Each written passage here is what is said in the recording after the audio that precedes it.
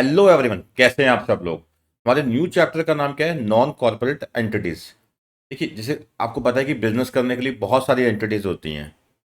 जैसे कि कंपनी होगी, एलएलपी होगी, पार्टनरशिप फर्म हो गई, एचयूएफ हो गई। ठीक है, there are number of corporate entities as well as non corporate entities. अगर हम कॉर्पोरेट एंटिटीज की बात करें, ठीक है, तो क्या है? कंपनी है, एलएलपी है। ठीक है, अब आपको पता है कि कंपनी है या एलएलपी है, इसकी रजिस्ट्रेशन कहाँ होती है? आरओसी के पास। उसके अलावा क्या है कि हम पार्टनरशिप चला सकते हैं। ठीक है, पार्टनरशिप चला सकते हैं। उसके अलावा क्या है कि हम एचयूएफ चला सकते हैं, हिंदू अनडिवाइडेड फैमिली। उसके अलावा क्या है कि सोसाइटी बेस्ड बिजनेस भी होते हैं, जैसे ठीक है, जैसे अमूल है।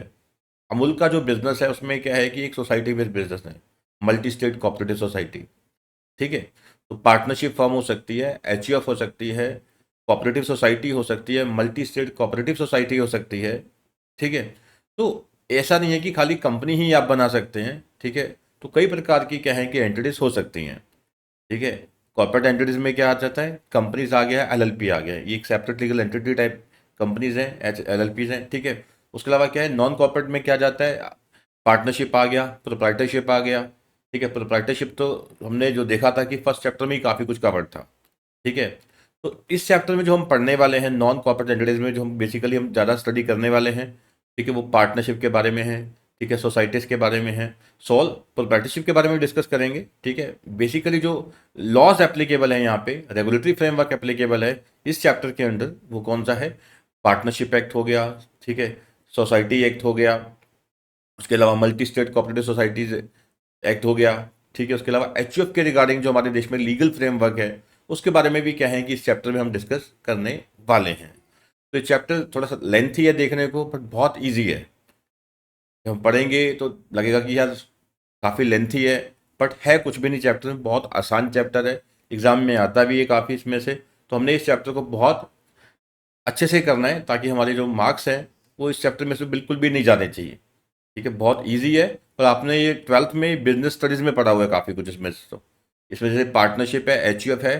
ठीक है, ये कॉन्सेप्ट तो आपने जो ट्वेल्थ क्लास में आपकी जो +2 क्लास होती है, 10+2, उसमें क्या है कि बिजनेस स्टडीज में भी ये काफ़ी कुछ टॉपिक्स पढ़े हुए हैं इस चैप्टर के, खासकर पार्टनरशिप एंड एचयूएफ।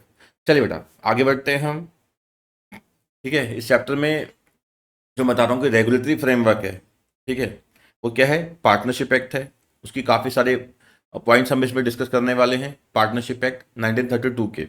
उसके अलावा multi state cooperative societies act है 2002 and rules made there under. उसके अलावा इंडियन ट्रस्ट एक्ट, ये मैं भूल गया था बताना, ट्रस्ट। ठीक है, ट्रस्ट क्या होता है? ठीक है, ट्रस्ट में कौन कौन लोग होते हैं, उसका क्या कुछ किस काम के लिए ट्रस्ट बनाई जाती है, पब्लिक ट्रस्ट, प्राइवेट ट्रस्ट वगैरह। तो ये सब क्या है कि इस चैप्टर में हम पढ़ेंगे। इंडियन ट्रस्ट एक्ट 1882 के बारे में, सोसाइटीज़ के बारे में मैंने बताया, सोसाइटी रजिस्ट्रेशन एक्ट है 1860, और सीएस रेगुलेशन के बारे में भी हम पढ़ेंगे 1982। तो ये क्या है कि इस चैप्टर का पूरा जो लीगल फ्रेमवर्क है उसके बारे में बात हुई है। नेक्स्ट जो है, ठीक है, वो है इंट्रोडक्शन।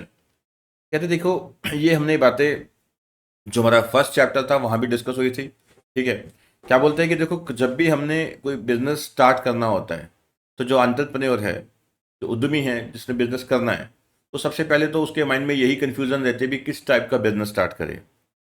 प्रोप्राइटरशिप स्टार्ट करे, पार्टनरशिप स्टार्ट करे, एलएलपी स्टार्ट करे, कंपनी करे, क्या करे। ठीक है, तो ये बड़ा एक डिसीजन लेना बहुत मुश्किल होता है। तो कहते हैं कि one of the first decision that is faced by the entrepreneur is how the business should be structured. All businesses must adopt some legal configuration that defines the rights and liabilities of participants in the business ownership, control, personal liability, lifespan and financial structure। हर एक का अलग system होता है। देखो, जैसे बहुत लोग होते हैं जो कहते हैं कि नहीं यार हम थोड़ा बिजनेस करेंगे, करेंगे हम प्रोप्राइटरशिप में। प्रोप्राइटरशिप में क्या रहता है कि कंट्रोल रहता है। ठीक है, प्रोप्राइटरशिप में क्या है कि कंट्रोल है, सिक्रेसी आपके पास ही रहती है, जो कॉन्फिडेंशियल चीज़ें होती हैं, ठीक है, that means with the proprietor.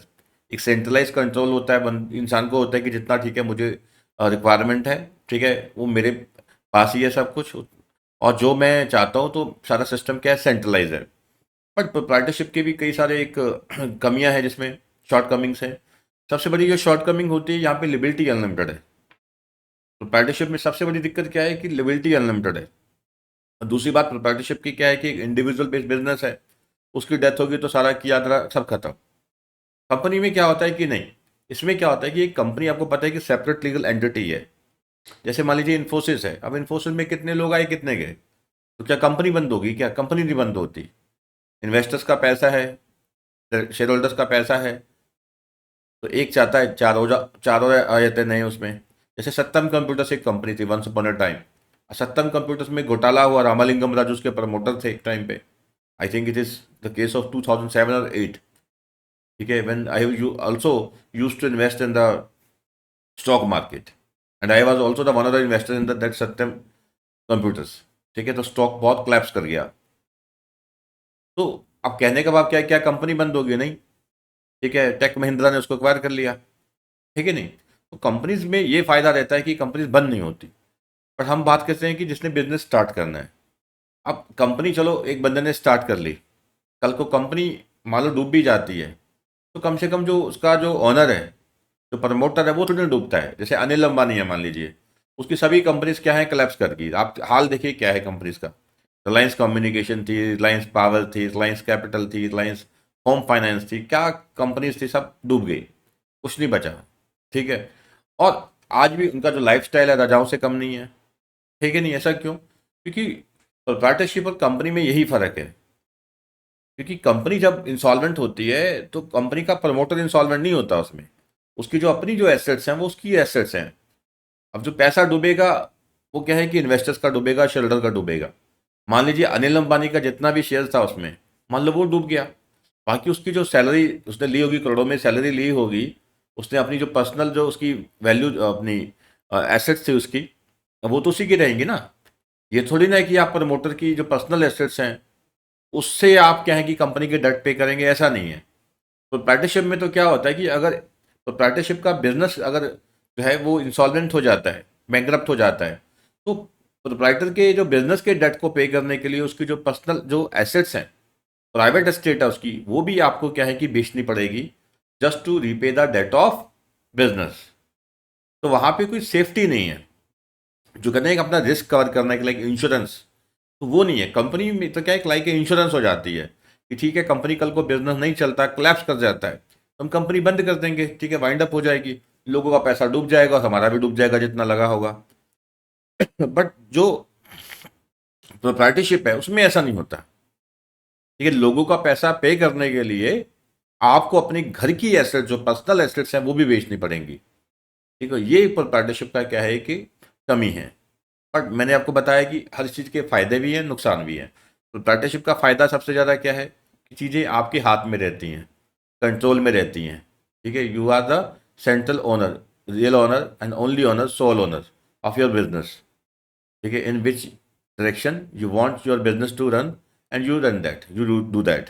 ठीक है, whatever decisions you want to take with regard to your business you take. तो एक सिक्रेसी रहती है, कॉन्फिडेंशियलिटी रहती है। पर कंपनी में बहुत सारी क्या है कि रिक्वायरमेंट्स होती हैं, आपको फाइलिंग्स करनी होती हैं आरओसी के साथ। बट मैं वही कह रहा हूँ कि कंपनी के अपने फ़ायदे हैं, प्रोप्राइटरशिप के अपने फ़ायदे हैं। अब प्रोप्राइटर में क्या आप शेयर इशू कर सकते हो? नहीं कर सकते। डिबेंचर इशू कर सकते हो? नहीं कर सकते। बड़े जो लेंडर्स हैं वो प्रोप्राइटरशिप को ज़्यादा पैसा दे के राजी नहीं है। उनको पता है ये लुढ़क गया हमें साथ में लुढ़का देगा। ठीक है, प्रोप्राइटर डूबा तो हम भी लुढ़क जाएंगे साथ में। ठीक है, वो पूरी सिक्योरिटी मांगते हैं जब जाके देते हैं। बट कंपनी में चलो ये होता है कि हाँ भी ठीक है, कंपनी एक सेपरेट लीगल एंटिटी है। ठीक है, पूरा एक प्रॉपर रजिस्टर्ड है। ठीक है, उसमें डिस्क्लोजर पूरे होते हैं। तो लेंडर के पास भी काफ़ी ज़्यादा क्या है कि इन्फॉर्मेशन अवेलेबल होती है। ठीक है, बिसाइड सिक्योरिटी और भी बहुत सारी इन्फॉर्मेशन अवेलेबल होती है लेंडर के पास, इन्वेस्टर के पास। वो सारी इन्फॉर्मेशन को देख के ही क्या है कि कंपनी में पैसा लगाता है। एज ए लेंडर लेंड करता है, एज एन इन्वेस्टर इन्वेस्ट करता है। ठीक है ना, ये तो ये बेसिक बातें हैं। ठीक है, उसके अलावा क्या है, हम जो बात कर रहे हैं कि किसी ने जो बिजनेस स्टार्ट करना होता है, कोई भी उद्यमी है जो बिजनेस स्टार्ट करना चाहता है। ठीक है, सबसे पहले तो उसको दिमाग में ये था बिजनेस का स्ट्रक्चर क्या रखा जाए। हर एक चीज़ के अपने रिस्क हैं, अपने उसके एडवांटेज हैं, उसके अपनी जो है कमियां हैं, उसकी शॉर्ट कमिंग्स हैं। ठीक है, सबको ध्यान में रखना होता है कि पर्सनल लिबिलिटी क्या है, बिजनेस ओनरशिप क्या है, फाइनेंशियल स्ट्रक्चर क्या होगा, लाइफ स्पैन क्या रहता है। जैसे अब देखो एक प्रोप्राइटरशिप का लाइफ स्पैन क्या है, प्रोप्राइटर खत्म, बिजनेस खत्म। उसको बेटा है चला लेगा, नहीं उसका मूड तो नहीं खत्म। ठीक है, कंपनी में तो चलो ठीक है ही चलता ही रहता है, आगे से आगे मैनेजमेंट जो है ठीक है वो आगे कंटिन्यू होती रहती है। This decision will have long term implication. मान लीजिए अगर ये टाटा हो गए या मान लीजिए मुकेश अंबानी है, ठीक है, उनके जो पिताजी थे धीरू भाई अंबानी, अगर वो पार्टनरशिप में चलाते या पार्टनरशिप में कितना बढ़ा लेते आगे। आज कंपनी के तौर पे है रिलायंस इंडस्ट्रीज लिमिटेड, जितना ठीक है मिलियन बिलियन डॉलर्स वो रेज करना चाहते हैं रेज कर सकते हैं। ठीक है, जो गाइडलाइंस है सेबी की, आरबीआई की, वट एवर इट बी, ठीक है, तो गाइडलाइंस फॉलो करो, पैसा रेज करो। अगर वो प्रोप्राइटरशिप या पार्टनरशिप होते क्या वो इतना बड़ा एक्सपेंड कर पाते? ना कर पाते। क्या शेयर इशू कर पाते? ना कर पाते। कोई लिस्टिंग होती? ना होती, बात ही खत्म हो जाती वहीं पे। तो उनका तो पता ही नहीं लगना था कि कौन लोग हैं ये। आज पूरा वर्ल्ड में उनका डंका बेचता है। क्यों बेचता है? क्योंकि इसका रीज़न यही है, क्योंकि उन्होंने क्या है कि एक कंपनी बनाई, कंपनी को लिस्ट किया। अगर आप छोटे दायरे में देना चाहते हो, अपना बिजनेस उतने ही दायरे में चलाना चाहते हो, तो ठीक है जी, आप चलाइए। बट आपको अगर बिजनेस को बहुत एक्सपेंड करना है, बहुत आगे लेके जाना है, तो फिर आपको चाहिए कि आप कंपनी बनाएं। ठीक है, एक टाइम के बाद कंपनी बनाएं, ठीक है, उसके बाद पूरी कंप्लाइंसेस करें, उसको आगे से आगे एक्सपेंड करते जाएं। ठीक है ना? चलिए, this decision will have long term implications, so he has to select the form of ownership that is right for him. While making a choice of business organization, an entrepreneur will want to take into account the following factors. अब कुछ एक factors हैं जो entrepreneur को क्या है दिमाग में रखने होते हैं। पहला, उसका विजन क्या है regarding the size and nature of the business. मैं आपको अपनी ही बात बताता हूँ। तो स्टार्टिंग में मैंने जब कोचिंग का काम स्टार्ट किया, तो मुझे था, मेरे को बहुत विजन थी कि यार मैंने इसको बहुत एक्सपेंड करना है। मेरे माइंड में था कि मैंने बहुत एक्सपेंड करना है। तो मुझे याद है कि अभी मेरे पास बहुत लिमिटेड सा काम था। मेरे साथ अराउंड 6 टीचर्स काम करते थे, 6 टीचर्स काम करते थे। ठीक है, सिर्फ सीएस की क्लासेस होती थी and I was mad after CS teaching. ठीक है, अभी भी मुझे याद है, I am talking about 2011 and 12। अब विश्वास मानिए, बीच में से एक टीचर ऐसा निकला, इसने क्या किया कि जो जो भी हमारा डाटा था, जैसे हम इंफॉर्मेशन दे देते थे, बच्चों को कन्विंस करना, कुछ करना, करने आगे अपना कोचिंग सेंटर स्टार्ट किया, और हमारा बिजनेस का काफ़ी जो है काम खींच के ले गया। ठीक है, तो ये क्या होता है कि जैसे छोटे जो बिजनेस होते हैं, वहाँ पे ये रिस्क बहुत होता है। ठीक है, अब बिजनेस उसके बाद क्या हुआ, मुझे लगा नहीं यार कि अब बिजनेस को एक्सपैंड नहीं करना, मुझे उतना ही करना जितने मुझे रिक्वायरमेंट है। बट मैं क्या है कि अपनी कंट्रोल में रखूंगा चीज़ें। मैं इतना नहीं बढ़ाऊंगा, इतना नहीं बढ़ाना चाहता कि जिससे क्या है कि मेरे को ही खतरा पड़ जाए। कल को मेरे को ही खतरा पड़ जाए। मुझे क्या है कि अपना सिस्टम रखना है, अपना सेंट्रलाइज सिस्टम रखना है। ठीक है, आज के टाइम में जिनकी मैं बात कर रहा हूँ, मैं किसका नाम क्या लेना मैंने, ठीक है, तो लोकल ही हैं इश्यूज ये, तो लोकल ही रहने चाहिए। आज के टाइम में वो खत्म हो चुके हैं, कोई ऑनलाइन उनका प्रेजेंस नहीं है, बहुत जोर लगा लिया, दे आर डेड। ठीक है, और हमारा डे बाय डे क्या है कि फैलता ही जा रहा है। उसका रीज़न क्या है कि हम, अब मैं जो काम करता हूँ, ठीक है, जितना मुझे आता है, जितना मुझसे होता है, मैं उतना करता हूँ। बट जो भी कॉन्फिडेंशियल चीज़ें होती हैं, ठीक है, मान लीजिए मैं जो अपना रिकॉर्डिंग कर रहा हूँ, ठीक है, रिकॉर्डिंग करने के भी तरीके होते हैं, काफ़ी चीज़ें होती हैं इसमें। ठीक है, अब क्या है कि अपने तरीके से इसको हम लाइव स्ट्रीम करते हैं, कुछ भी करते हैं। बट अब मैं मेहनत करूँ, हर चीज़ मैं निकालूँ और उसका फ़ायदा दूसरा ले जाए, तो ये क्या है कि ये बड़े बिजनेस में, ये जितना थोड़ा थोड़ा बिजनेस बढ़ाते जाओगे वहाँ रिस्क होता है। ठीक है, तो बंदा कहता है प्रोप्राइटरशिप ठीक है, तो सेंट्रलाइज कंट्रोल रहता है। इससे कंट्रोल क्या है कि सेंट्रलाइज रहता है, सेफ्टी तो कुछ है नहीं यहाँ। ठीक है, तो बिजनेस क्या है, सेंट्रलाइज रहेगा, कॉन्फिडेंशियल चीज़ें कॉन्फिडेंशियल रहती हैं, आपके पास जानकारी रहती है। आप क्या कमा रहे हो किसी को क्या पता। आप बस आपके जो बैंक में जो है डिटेल है, कौन सा कोई देख सकता है। बस आपके बैंक है, आपने अपनी रिटर्न भरनी, इनकम टैक्स की बात खत्म हो जाएगी। किसी को क्या पता लग रहा है कि आप क्या काम कर रहे हो, क्या नहीं कर रहे। ठीक है, तो पर आप जब बिजनेस बढ़ाते जाते हो, एक होता है कि बिजनेस बहुत बड़े हो जाना, वो तो चलो एक स्टेज ही अलग हो जाती है। बिजनेस जब बहुत बड़ा हो जाता है तो वो तो स्टेज ही अलग होती है, उसकी तो बात ही मत करो। ठीक है, जब बिजनेस बड़ा होता है उसकी तो स्टेज ही अलग होती है, उसकी तो हमने बात ही नहीं करनी। ठीक है, दैट्स सेपरेट इशू। पर एक छोटे स्टेज पे जो आम लोग हैं, आप जैसे मेरे जैसे लोग हैं, वो डरते हैं इन चीज़ों से। वो कहते हैं कि आप देखो कि जो बड़े बड़े इवन कोचिंग इंस्टीट्यूट भी हैं हमारे देश में, ये बायजू अन अकेडमी को छोड़ दो, उनका तो इन्वेस्टर का पैसा डुबो रखा है उन लोगों ने। ठीक है, ये तो बहुत लॉसेज में कंपनी, आप देखोगे बायजू की हालत क्या है, लॉस ही लॉस है। कहाँ 20-22 बिलियन डॉलर की वैल्यूशन थी। ठीक है, बाद में क्या है कि पता ही नहीं कहाँ पे उनकी वैल्यूशन है कि नहीं। इन कंपनीज को तो छोड़ दो, इन्वेस्टर का पैसा है। ठीक है, इनका तो बहुत लंबे प्लान होते हैं, अपनी क्या करते हैं भगवान जाने। बट जो आम लोग हैं, आप देखिए, जो इवन के जाने माने टीचर्स भी हैं, ठीक है, वो भी जो बिजनेस काम जो प्रोफेशन करते हैं, टीचिंग करते हैं, वो भी क्या है कि पूरा सेंट्रलाइज वे में करते हैं, कि कंट्रोल अपने हाथ में रखते हैं। कंट्रोल वो अपने हाथ में रखते हैं। ठीक है, या तो कोई कंपनी नहीं बना रखी पर पार्टनरशिप में काम करते हैं, या फिर ज़्यादा सारे प्राइवेट कंपनी बनाते हैं। ठीक है, अपना मतलब कंट्रोल अपने हाथ में रखते हैं। तो कहने का भाव ये होता है कि आप किस प्रकार का आप बिजनेस कर रहे हो, किस प्रकार का बिजनेस कर रहे हो, नेचर ऑफ बिजनेस क्या है, आपका विजन क्या है बिजनेस के रिगार्डिंग में। ठीक है, जैसे प्रोडक्ट है, तो प्रोडक्ट की केस में तो आप ऐसा नहीं चल सकते, तो प्रोडक्ट को तो आप में मार्केट फैलानी है, आपको फिर क्या है कि वो कंपनी विजन में ही जाना पड़ेगा। ठीक है, प्रोडक्ट वाले केस में प्रोफेशनल जो सर्विसेज हैं, वहाँ पे एक ठीक है कि आप कहते हो कि नहीं हमें तो पार्टनरशिप करनी है, दैट्स एनफ। ठीक है, हम अपना कंट्रोल अपने हाथ में रखेंगे, हम अपनी नॉलेज को फैलाएंगे, उससे हम कमाएंगे। ठीक है, अपना टैक्स बनेगा वो देंगे, दैट्स ओके। तो ये बातें हैं। His vision regarding the size and nature of the business, the level of control he wishes to है। तो मैंने बताया, अगर कहता है कि नहीं यार मुझे तो बिजनेस बड़ा लेके जाना है, मेरी विजन बहुत बड़ी है, कंट्रोल मेरे हाथ में कम भी होगा चलेगा, तो फिर कंपनी। ठीक है, अगर कंट्रोल सारे हाथ में लेके चलना है आपने, तो फिर क्या है, प्रोप्राइटरशिप। ठीक है, अगर आप चाहते हो कि नहीं कंपनी कंपनी तो बहुत बड़ी बात है, नहीं हमें क्या है कि पैसा अगर दो तीन लोग भी मिल जाए, तो फिर क्या है कि हमारा बिजनेस तब भी बहुत अच्छा चल जाएगा, तो पार्टनरशिप ऐसे। ठीक है, या फिर क्या है कि हाँ यार फैमिली में इतने लोग हैं हम, ठीक है, हम ही अगर पैसे इकट्ठा कर लें, मिल के पैसा चला लें, मिल के बिजनेस चलाएं, मिल के पैसा डालें, और बिजनेस भी सीक्रेट भी रहेगा, घर के लोग क्या है कि पैसा कमा लेंगे सारे, तो फिर एच ऑफ। ठीक है ना। The level of control he wishes to have, the level of structure he willing to deal with, the business vulnerability to litigation। जैसे अब प्रोप्राइटरशिप है, उसमें क्या खास लिटिगेशन होनी है, कंपनी में प्रॉब्लम ज़्यादा रहती हैं। ठीक है, कंपनी केस में क्या है कि प्रॉब्लम ज़्यादा रहती हैं, डाटा पब्लिकली अवेलेबल होता है। ठीक है, वहाँ पे ज़्यादा होता है कि हाँ भी कुछ डाटा बेस पे कोई आपके खिलाफ लिटिगेशन कर दे, कुछ कार्रवाई कर दे, ऐसा। Tax implications of different organizational structures. अब टैक्स इम्प्लीकेशंस क्या हैं, जैसे आप पार्टनरशिप में कर रहे हो, आपको स्लैब का बेनिफिट तो मिलेगा ही मिलेगा। आप सोचिए कि अगर अब दो लोग मिल जाते हैं, पार्टनरशिप स्टार्ट करते हैं, ठीक है, 10 लाख कमाया, 10 लाख के ऊपर 30% टैक्स पे कर रहे हैं, फिर सेस वगैरह पे कर रहे हैं, तो 3 सवा 3 लाख रुपए का अराउंड आप टैक्स देंगे यहाँ पे। अगर आप अपना अपना प्रोप्राइटरशिप का बिजनेस करते हैं, 5-5 लाख भी इनकम आती है, तो टैक्स क्या बनता है, 0-0। ठीक है, तो ये चीज़ है कि अब आपने देखना है कि आपका लेवल क्या है, स्ट्रक्चर क्या है, पार्टनरशिप से क्या बेनिफिट होते हैं। जैसे मान लो सीए फर्म है कोई, और सीए फर्म क्या है कि अगर वो इंडिविजुअल काम करती हैं, तो उनको अच्छे ऑडिट नहीं मिलते, बैंक ऑडिट नहीं मिलते। अगर वो बड़ी फर्म बना के चलते हैं, पार्टनरशिप फर्म बना के चलते हैं, तो उनके अच्छे अच्छे बैंक ऑडिट मिल जाते हैं, अच्छे अच्छे ऑडिट मिल जाते हैं, अच्छी अच्छी कंपनीज के ऑडिट मिल जाते हैं। तो दैट डिपेंड्स। ठीक है, अब हर बंदे का अपना बिजनेस है, नेचर ऑफ बिजनेस है, ठीक है, नेचर ऑफ एक्टिविटी है, ठीक है, उसका अपना विजन है, मिशन है, होराइजन है बिजनेस के बारे में। तो बिजनेस के अकॉर्डिंग ही क्या है कि ये सारी बातें कंसिडर करके ही बिजनेस क्या है, फिर उस प्रकार का चूज किया जाता है।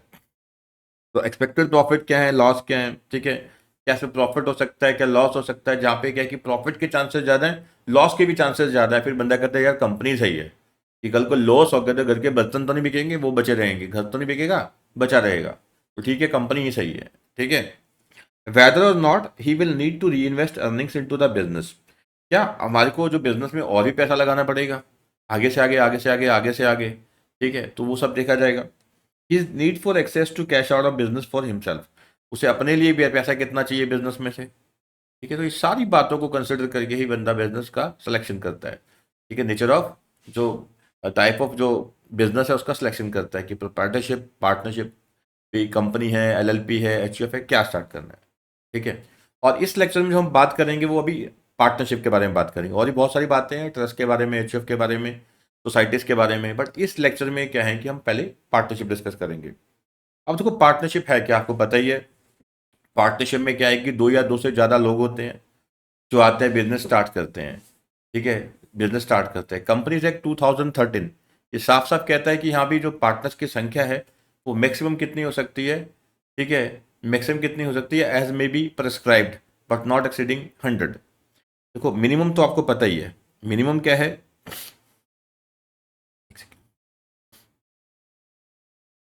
मिनिमम जो पार्टनर्स की संख्या है वो कितनी है, आपको पता है 2 होती है। मिनिमम जो है पार्टनर्स की संख्या वो कितनी है, 2। ठीक है, और मैक्सिमम जो है कंपनीज एक्ट कहता है कि as may be prescribed, as may be prescribed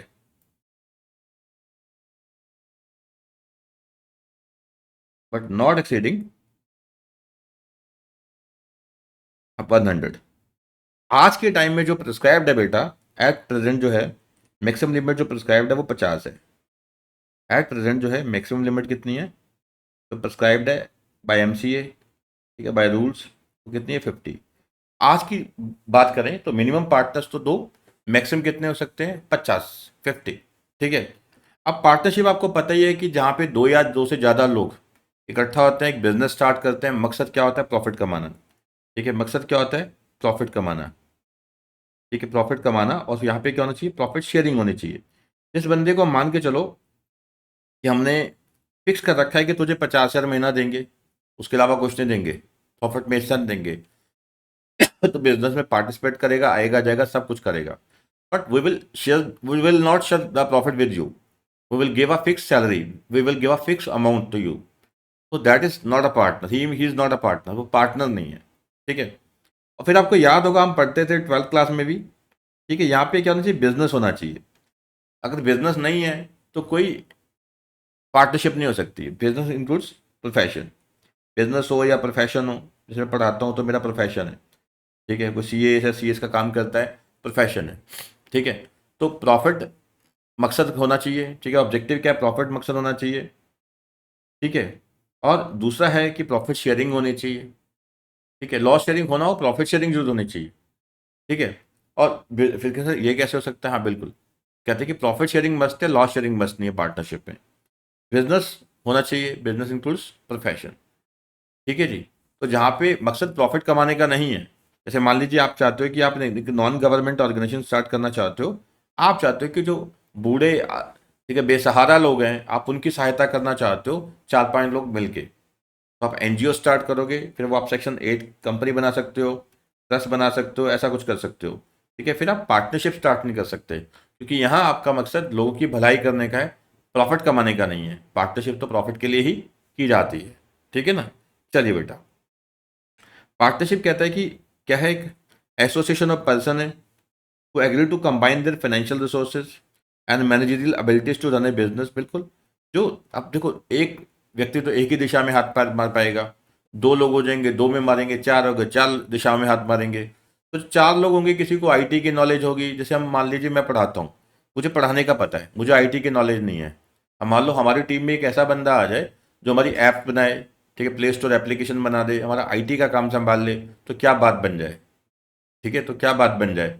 तो यानी कि आईटी के लोग साथ में हो जाएं, जैसे अब बायजूस वगैरह हैं, तो उनकी आईटी की कंपनी अलग है, ठीक है, आईटी कंपनीज अलग हैं, पढ़ाने वाले अलग हैं, ठीक है। बट वहाँ पे थोड़ी दिक्कतें ये रहती हैं ऐसी कंपनीज में कि यहाँ वहाँ पे कोई बंदा परमानेंट नहीं है, कुछ पता नहीं टीचर को किस टाइम भगा दें, ठीक है, कौन सा टीचर कब तक रहेगा कुछ पता नहीं है, ठीक है। मान लीजिए अब 3-4 लोग हैं, मान लो मेरे ब्रदर ही है, मान लो उसको आईटी की नॉलेज हो, वो मेरे साथ जुड़ जाए, भी हम प्रॉफिट शेयरिंग करेंगे। फिर तेरा काम क्या होगा, आईटी को संभालना, एक बंदा मार्केटिंग संभाल रहा है, एक आईटी संभाल रहा है, एक बंदा टीचिंग कर रहा है बस।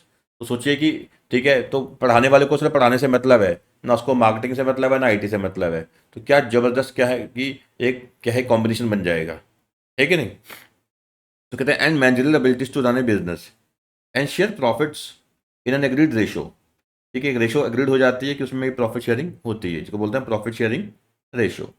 Since the resources of a sole proprietor to finance and his capacity to manage a growing business are limited, ठीक है। एक बिजनेस, एक व्यक्ति कितना फाइनेंस कर पाएगा, सोल प्रोप्राइटर की तो वैसे ही जान निकली रहती है, एक बार लॉस हो जाए ना बंदे की दोबारा हिम्मत नहीं पड़ती।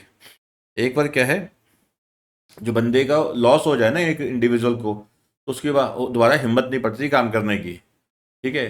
तो बंदे जब 4 होते हैं, चलो एक बंदा समझाता है कि नहीं यार चल, बिजनेस थोड़ा बहुत लॉस चलता है, मान लो लॉस थोड़ा बहुत हो भी गया तो 4 लोग बांट लेंगे, तो इतना हौसला, ठीक है, प्रॉफिट कम आया था तो लॉस भी फिर कम आएगा, है कि नहीं। And his capacity to manage a growing business are limited, he feels the need for a partnership firm। तो फिर बंदा कहता नहीं यार पार्टनरशिप ही कर लेते हैं, जिससे क्या है कि चलो ये 4 लोग होंगे, 4 लोग एफर्ट लगाएंगे, ठीक है, ऐसा। Partnership business therefore usually grows out of the need for expansion of business with more capital, better supervision, control, division of work and separating of risk. बिल्कुल, रिस्क सेपरेट हो जाएगा, रिस्क डिवाइड हो जाएगा। तो देखो अब इस फायदे भी हैं, नुकसान भी हैं, ठीक है। अगर रिस्क डिवाइड होगा, सेपरेट होगा, तो फिर प्रॉफिट भी डिवाइड हो जाता है, जो उसके जो एडवांटेज हैं वो डिवाइड हो जाते हैं। सबसे जो बुरी हालत होती है पार्टनरशिप में, तो आप सोचो कि सर थ्योरेटिकल के साथ प्रैक्टिकल बता रहे हो, बिल्कुल जरूरी है, ठीक है। आप अभी आप स्टडी में आए हो, आपकी मेच्योर तो आप हो ही चुके हो, पर जैसे जैसे आप किसी प्रोफेशन या बिजनेस में जाओगे आपको ये सब चीज़ें समझ आएंगी कि जो बातें मैं कर रहा था, ठीक है, वही सामने आ रही हैं, सामने आगे जाके। जो हम बातें करते हैं तो हमें पता, जब हम आगे काम करते हैं हमें पता होता है इसका ये भी होता है, ये भी होता है, सर ने बताया था। आज भी मेरे बहुत स्टूडेंट हैं, ठीक है, जो मार्केट में हैं, वो फ़ोन करते हैं, सर आपने वो बात बताई थी, देख लो सच्ची होगी। ठीक है, तो ये सब बातें क्या हैं कि होती हैं। ठीक है, तो मतलब प्रॉफिट शेयरिंग है तो लॉस शेयरिंग भी है। प्रॉफिट शेयरिंग क्या है कि नुकसान है, लॉस शेयरिंग फ़ायदा है कि सारा मुझे लॉस शेयर नहीं करना पड़ा, ठीक है, लॉस बियर नहीं करना पड़ा, साथ वालों ने कर लिया। ठीक है, अब यहाँ पे क्या है, अगर कहते हैं कि बेटर सुपरविजन है, अगर बेटर सुपरविजन है तो एक बंदा मान लीजिए खराब निकल गया बीच में, सारी कहते हैं एक मछली सारे तालाब को गंदा करती है, तो यही पार्टनरशिप फॉर्म में होता है। मोस्ट ऑफ द पार्टनरशिप्स क्या है अनसक्सेसफुल रहती हैं। उसका रीज़न क्या रहता है कि फेथ, कहता है जो ऑनेस्टी है ना ये बहुत एक्सपेंसिव थिंग है, do not expect it from the cheap people. ठीक है, most of the people in the partnerships are cheap. तो चीप ऐसा है कि जब पैसा आ जाता है, when there is a money, ठीक है, व्हेन देयर इज मनी, जहाँ पैसा आएगा वहाँ पे क्या आएगा, ग्रीड, लालच आएगा। ठीक है, वहाँ क्या आ जाती है, डिसऑनेस्टी। बस प्रॉब्लम यही है, इसलिए पार्टनरशिप क्या है, फर्म जो है वो कामयाब नहीं हो पाती। ठीक है, मेन रीज़न यही है, दैट्स वाई कि इंडिया में आपने देखा होगा कि most of the persons do the proprietorship business. वो कहते हैं कि नहीं यार मैं अपना प्रोप्राइटरशिप बिजनेस करूंगा, पूरी मेहनत से बिजनेस खड़ा होऊंगा करूंगा, कल को मेरा बेटा या बेटी जो भी है, ठीक है, वो बिजनेस को आगे संभाल लेंगे। ठीक, कल से कोई नहीं मैं मर भी गया तो ज़्यादा से ज़्यादा बिजनेस बेच दूंगा और क्या होगा। मैं नहीं बेचूंगा, मतलब मैं मर गया तो फिर बच्चे बेच देंगे, मैं जिंदा रह गया कल को मुझे पैसा चाहिए तो ठीक है मैं बिजनेस बेच दूंगा, और क्या, यही होता है। ठीक है, द इंडियन पार्टनरशिप एक्ट, अब हम बात कर रहे हैं क्या है जो लीगल पार्ट है। क्या कहते हैं, Indian partnership act defines the partnership as partnership is the relation between person. ये हम पढ़ते हैं पार्टनरशिप एक्ट 1932 में, पार्टनरशिप की डेफिनेशन। पार्टनरशिप क्या है, एक रिलेशन है between person who have agreed to share the profits of a business carried on by all or any of them acting for all. ये सारी निचोड़ है पूरी पार्टनरशिप का। कहते हैं पार्टनरशिप क्या है, रिलेशन है, रिलेशनशिप होती है between two or more than two person, दो या दो से ज़्यादा लोग इकट्ठा होते हैं। मकसद क्या होता है, बिजनेस करना, ठीक है, प्रॉफिट कमाना। हु हैव एग्रीड, ठीक है, who have agreed to share the profits of business carried on by all or any of them acting for all. ठीक है, लोग बिजनेस करते हैं, मकसद क्या होता है, ठीक है, प्रॉफिट कमाना। ठीक है, मकसद क्या होता है यहाँ पे, प्रॉफिट कमाना। करते क्या है बेटा वो, बिजनेस। चलिए, the person who agreed to join in partnership are individually called partners. बताइए हमें, कलेक्टिवली ये फर्म, और जिस नाम से बिजनेस करते हैं उसको क्या बोलते हैं, पार्टनरशिप। ठीक है, ये partnership firm can be form with minimum two maximum 20 partner. इसको हटा दीजिए, पहले ये होता था, ठीक है, 20, ऐसा होता था कि नॉर्मल 20 होते थे और जो बैंकिंग बिजनेस था हमारा 10 था। ठीक है, सॉरी गलती से रह गया अभी। ठीक है, यहाँ पे क्या है मैंने बताया 50, तो मैक्सिमम पार्टनर्स क्या है 50। सेक्शन 464 है, ठीक है, ऑफ कंपनीज एक्ट 2013 का, इलीगल एसोसिएशन। अगर पार्टनरशिप में, ठीक है, संख्या जो है पार्टनर्स की, इलीगल एसोसिएशन, पार्टनरशिप में अगर पार्टनर्स की संख्या क्या है 50 क्रॉस हो जाती है तो कंपनी बनाइए, कंपनी नहीं बनाएंगे तो इसे क्या बोलेंगे, illegal association. I repeat, partnership में पार्टनर्स की संख्या मैक्सिमम कितनी हो सकती है, 50। 50 के बाद क्या बनाइए, कंपनी नहीं बनाएंगे तो क्या बोलेंगे, इलीगल एसोसिएशन। तो याद रखिएगा, मिनिमम पार्टनर्स 2, मैक्सिमम कितने हैं 50। बोला क्या है लॉ में कि मैक्सिमम पार्टनर्स के, सॉरी, कितने हो सकते हैं, एज मे बी प्रेस्क्राइब्ड। और जो इस समय प्रेस्क्राइब किया गया मैंने स्टार्टिंग में बताया वो कितना है, 50। ठीक है, 50, कल को बढ़ाया जा सकता है but maximum 100।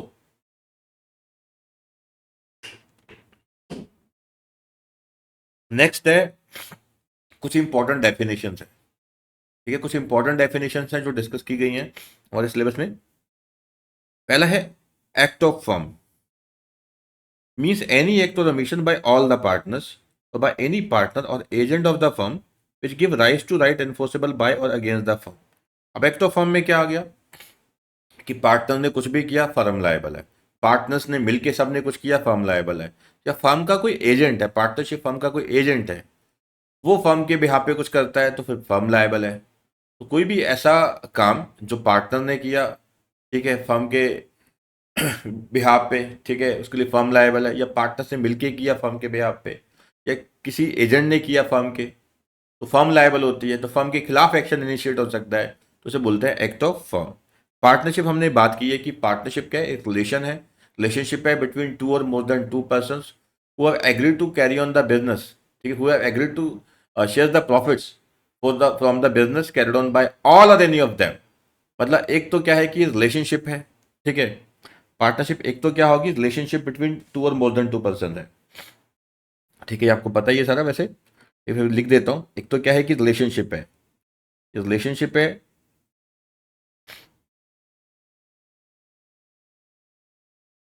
Between two or more person, और मोर मैंने बता दिया कि मैक्सिमम कितने हो सकते हैं, 50, ठीक है, रिलेशनशिप है between two or more person. Purpose क्या है, ऑब्जेक्टिव क्या है यहाँ पे, earn profit, earn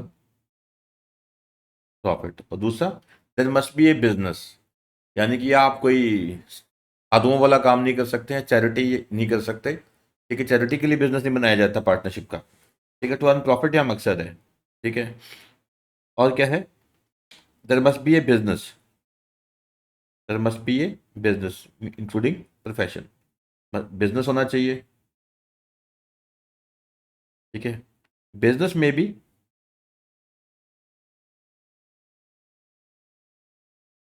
run by all partners, by all partners or any of them, ये थोड़ा सा इंपॉर्टेंट है, ठीक है। देखो यहाँ पे क्या बोलते हैं कि बिजनेस ये जरूरी नहीं है कि सभी पार्टनर्स ने करना है, ठीक है, some of the partners can carry on the business. मान लो दो पार्टनर्स हैं, एक बिजनेस करता है, एक नॉन एक्टिव पार्टनर है, एक एक्टिव है एक इनएक्टिव है, स्लीपिंग है यानी कि डॉर्मेंट है, कोई दिक्कत नहीं है, कोई प्रॉब्लम नहीं है, ठीक है, but business must be carried for all or any of them, for all sorry, business must be carried for all,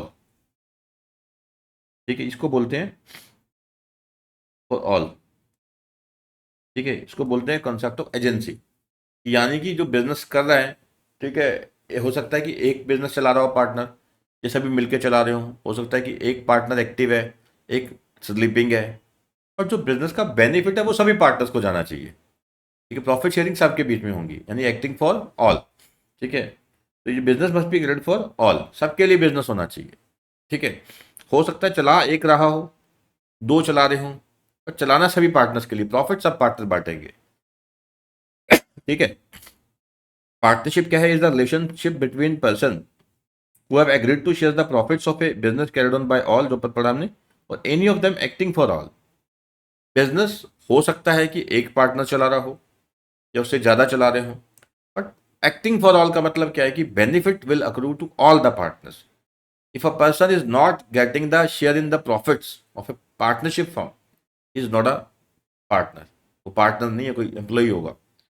person who have entered into partnership, हमें बताइए अभी पढ़ाई हमने, इंडिविजुअली पार्टनर्स बोलते हैं, कलेक्टिवली फर्म बोलते हैं, इस नेम से चलाई जाती है उसको फर्म का नाम बोलते हैं, पार्टनरशिप नेम बोलते हैं। सेक्शन 7 बोलता है कि जहां पे, ठीक है, जहां पे कोई, देखो एक तो होता है कि हमने डिसाइड किया होता है कि पार्टनरशिप क्या है, फिक्स ड्यूरेशन की है, ड्यूरेशन फिक्स की जाती है, ठीक है, जहां ड्यूरेशन फिक्स नहीं की गई उसको बोलते हैं पार्टनरशिप एट विल, ठीक है। देखो दो तरह की पार्टनरशिप है, एक बोलते हैं कि पार्टनरशिप फॉर फिक्स ड्यूरेशन, ठीक है, पार्टनरशिप क्या है, फिक्स ड्यूरेशन की होती है, फिक्स ड्यूरेशन पार्टनरशिप। एक होती है partnership at will. Fix duration क्या है कि जैसे मान लीजिए पार्टनरशिप फर्म हमने बनाई बनाई 3 साल के लिए, ठीक है, तो 3 साल बाद फर्म बंद कर दी जाएगी, बात खत्म। एट विल होता है कि ठीक है हमने बनाई एट विल है, तो कोई भी पार्टनर नोटिस देता है फर्म को कि मैं चाहता हूं कि फर्म बंद की जाए, तो फर्म बंद करनी पड़ेगी, ठीक है, बंद करनी पड़ेगी, ठीक है। और एक चीज याद रखिएगा, जब फिक्स ड्यूरेशन के लिए बनाई जाती है 3 साल के लिए, मान लीजिए 3 साल पूरे हो गए, फर्म डिजोल्व नहीं की जाती, तो उसको बोलेंगे पार्टनरशिप एट विल। 3 साल पूरे होने के बाद क्या बन जाएगी, पार्टनरशिप एट विल, तो कोई भी पार्टनर नोटिस दे के फर्म को फर्म डिजोल्व कर सकता है फिर, ठीक है। और इसमें क्या होता है कि जैसे नॉर्मल क्या होता है कि किसी पार्टनर को रिटायर भी होना है तो एज पर एग्रीमेंट होता है, कोई एग्रीमेंट नहीं तो नोटिस देकर रिटायर हो सकता है, ठीक है। बट एट विल में क्या है कि कोई भी पार्टनर जब मर्जी रिटायर हो सकता है, कोई एग्रीमेंट की बात नहीं है, नोटिस देकर रिटायर हो सकता है वहाँ पे। तो वही कहते हैं कि देखो, जहाँ पे कोई ड्यूरेशन फिक्स नहीं है, यानी कि फिक्स ड्यूरेशन की पार्टनरशिप नहीं है, उसे हम क्या बोलेंगे, पार्टनरशिप एट विल। तो वो फर्म किसी भी समय डिसॉल्व की जा सकती है by any partner just by giving a notice to the firm. ठीक है। तो और for determination of the partnership, कोई डिसाइड ही नहीं किया कैसे बंद की जाएगी, partnership is partnership at will. फिर कहते हैं कि पर्सन जो है, एक पार्टनरशिप जो हो सकती है कि किसी, इसको बोलते हैं पर्टिकुलर पार्टनरशिप। ठीक है, जो किसी पर्टिकुलर बिजनेस के लिए, ठीक है, पर्टिकुलर पार्टनरशिप क्या होती है, जो किसी बिजनेस के लिए या किसी एक पर्टिकुलर अंडरटेकिंग के लिए बनाई जाती है, किसी एक स्पेसिफिक पर्पस के लिए बनाई गई है, किसी एक स्पेसिफिक एडवेंचर के लिए, अंडरटेकिंग के लिए बनाई गई है। वो एडवेंचर या अंडरटेकिंग खत्म होगा तो खत्म। जैसे आपने और मैंने पार्टनरशिप कर ली, हम CSCT के बच्चों को पढ़ाएंगे। ठीक है, यहाँ भी इस पर्टिकुलर क्लास के बच्चों को पढ़ाएंगे, सर एक बैच हम पार्टनरशिप में लेंगे, उसके बाद हम बंद कर देंगे। ठीक है, इसको कहते हैं कि kind of joint venture partnership. ठीक है, चलिए बेटा, नेक्स्ट सेक्शन 28 है। यहाँ बात हुई है होल्डिंग आउट। होल्डिंग आउट क्या है कि एक पार्टनर एक्चुअल में, एक व्यक्ति एक्चुअल में पार्टनर नहीं है, एक इंडिविजुअल है, एक्चुअल में वो पार्टनर नहीं है फर्म का, बट अपने शब्दों के द्वारा या अपने बिहेवियर कंडक्ट के द्वारा ऐसा प्रतीत कराता है सामने वाले को, ऐसा इंडिकेट करता है सामने वाले को कि जैसे वो पार्टनर है। और सामने वाला बंदा ऐसे बंदे की बातों पे विश्वास करके पार्टनरशिप फर्म को क्रेडिट दे देता है, उधार दे देता है। ठीक है, और बाकी के पार्टनर्स जो हैं वो भी इसको डिनाई नहीं करते, इस बात को डिनाई नहीं करते कि ये भैया पार्टनर नहीं है, कि जो दिखा रहा है। ठीक है, अब पार्टनरशिप फर्म को डेट दे दिया गया, लोन दे दिया गया, इस जो दिखावा कर रहा था व्यक्ति, ठीक है, जो पास, जो इसको बोलते हैं पार्टनर बाय होल्डिंग आउट। ठीक है, इस पार्टनर बाय होल्डिंग आउट की दिखावे पे फर्म को लोन दे दिया गया। अब पार्टनरशिप फर्म के जो बाकी पार्टनर्स है वो तो चलो लायबल है ही है, फर्म को पैसा मिला है। अब जो बंदा एक्चुअल में पार्टनर नहीं था, केवल शो कर रहा था कि मैं पार्टनर हूँ, तो वो भी लायबल हो जाएगा एज ए पार्टनर, जो बोलते हैं partner by holding out. But ये उसी काम के लिए लायबल होगा, ठीक है, उसी व्यक्ति के प्रति लायबल होगा जिस व्यक्ति ने लोन दिया था फर्म को इस व्यक्ति के दिखावा करने पे। ठीक है, बाकी चीज़ों के लिए लायबल हो जाएगा। ठीक है, जैसे व्यक्ति को बोलते क्या है, partner by holding out, partner by holding out बोलते हैं इस प्रकार के बंदे को। चलिए, क्या बोलते हैं, any one who by words spoken और रिटन और बाय कंडक्ट, तो शब्द बोल के या लिख के या अपने बिहेवियर से रिप्रेजेंट करता है कि वो खुद, ठीक है, या knowingly permits himself to be represented, एक तरह से मतलब कि अलाउ करता है कि उसको क्या है कि लोग पार्टनर समझ लें, इस प्रकार से बिहेव करता है। ठीक है, to be a partner in the firm is liable as a partner. ध्यान रखिएगा, लायबल हो जाता है जैसे कि वो पार्टनर हो फर्म का।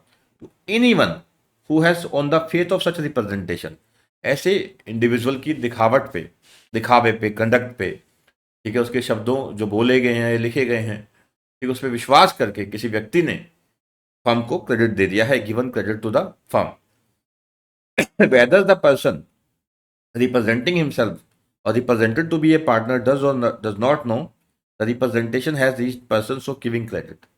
ठीक है, तो मैं जैसे शो कर रहा हूँ कि मैं पार्टनर हूँ, बट एक्चुअल में पार्टनर नहीं हूँ। मेरे दिखावा करने पे सामने वाले ने क्या किया, फर्म को क्रेडिट दे दिया, और मुझे पता भी नहीं कि जो मैं दिखावा कर रहा हूँ कि इस बंदे के पास पहुंच चुका है सामने वाले ने, जिसने लोन दे दिया है फर्म को।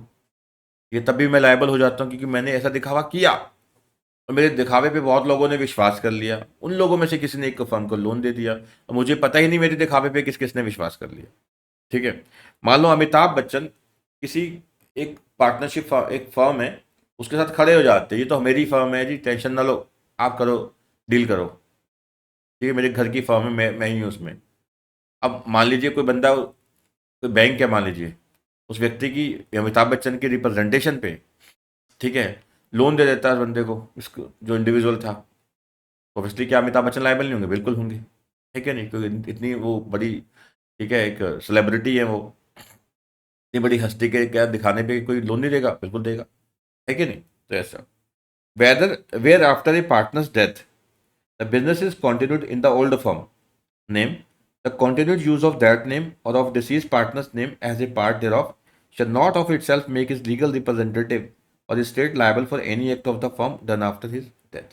सिंपल बात है ये, कहते हैं कि देखो मान लो एक फर्म है, वो चल रही है, पार्टनर थे यहाँ पे XYZ। अब इसमें से एक्स की क्या है, डेथ हो जाती है। ठीक है, एक्स की क्या हो जाती है, डेथ।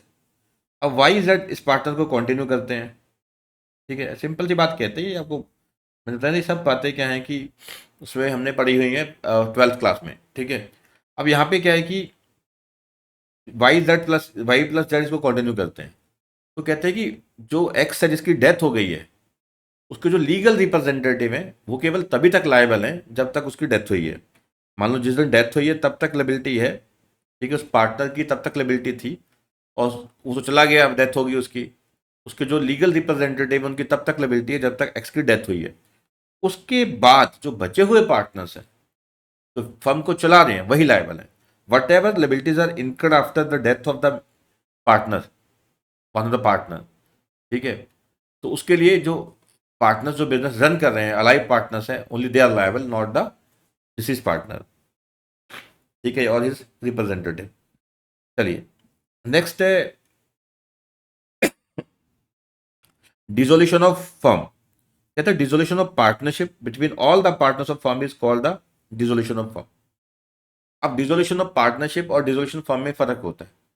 डिसोल्यूशन ऑफ पार्टनरशिप क्या है कि मान लीजिए 3 पार्टनर है, ए बी सी, सी छोड़ के चला गया, रिटायर हो गया, ये क्या है dissolution of partnership. But A and B इसको चलाना चाहते हैं, तो मतलब डिसोल्यूशन ऑफ फर्म नहीं हुआ, ठीक है। अगर ए एंड बी प्लस सी, सी निकल गया, रिटायर हो गया, बच्चे ए बी, अब ए बी भी चलाना चाहते हैं, तो ये डिसोल्यूशन ऑफ फर्म हो गया। पार्टनर ही कितने थे, 2, बी की डेथ होगी, बचा एक, तो ये तो ऑटोमेटिकली क्या है, डिसोल्यूशन ऑफ पार्टनरशिप तो हुआ ही हुआ है, साथ में डिसोल्यूशन ऑफ फर्म भी हो गया, ठीक है। तो दोनों में फर्क है, दोनों में फर्क है। Insolvency and bankruptcy of partnership firm, आपको पता ही है ये क्या है, कि जहाँ पे पार्टनरशिप फर्म अपने डेट को रिपे नहीं कर पा रही, पार्टनरशिप फर्म क्या है कि अपने डेट्स रिपे नहीं कर पाती, तो वहाँ पे आईबीसी है, इंसॉल्वेंसी एंड बैंकरप्सी कोड 2016, तो वहाँ पे आ जाता है। कंपनी के लिए अलग है, ठीक है, ठीक है, आपको पता ही होगा आईबीसी जो है, इंसॉल्वेंसी एंड बैंकरप्सी कोड है, ठीक है। आईबीसी जो है, अगर कंपनीज एंड एलएलपी बैंकरप्ट होती हैं, इंसॉल्वेंट होती हैं, तो केस जाता है इंसॉल्वेंसी का एनसीएलटी के पास, एनसीएलटी, और एलसीएलटी के खिलाफ अपील हो सकती है एनसीएलटी के पास, ठीक है। और अगर इंडिविजुअल है कोई, और जो पार्टनरशिप जो हम पढ़ रहे हैं, पार्टनरशिप है जो हम पढ़ रहे हैं, ठीक है, इसका केस कहाँ जाता है, डीआरटी, ठीक है। उसके खिलाफ अपील कहाँ होती है, डीआरएटी। अब क्वेश्चन है कि एनसीएलटी क्या है, ये तो पता है हमें, कंपनी लॉ में पढ़ा है, national company law tribunal, national company law tribunal. NCLT क्या है, national company law appellate tribunal. DRT क्या है सर, डीआरटी है डेट रिकवरी ट्रिब्यूनल, ठीक है बेटा, date recovery tribunal, date recovery tribunal, ठीक है। और डीआरएटी क्या है, date recovery appellate tribunal, date recovery appellate tribunal, ठीक है जी। तो डीआरटी क्या हो गया, डेट रिकवरी ट्रिब्यूनल, डीआरटी क्या है, date recovery appellate tribunal, date recovery appellate tribunal, आप समझ गए, ठीक है। तो ये आपको क्लियर हो गया बिल्कुल। आईबीसी क्या है, इंसॉल्वेंसी एंड बैंकरप्सी कोड 2016, ठीक है। इसमें क्या आता है कि जो कंपनीज हैं, एलएलपीज हैं, पार्टनरशिप्स हैं, इंडिविजुअल्स हैं, ठीक है, इंसॉल्वेंट हो जाते हैं, बैंकरप्ट हो जाते हैं, फिर वो जो प्रोसीडिंग है इंसॉल्वेंसी की, वो चलती है आईबीसी के तहत।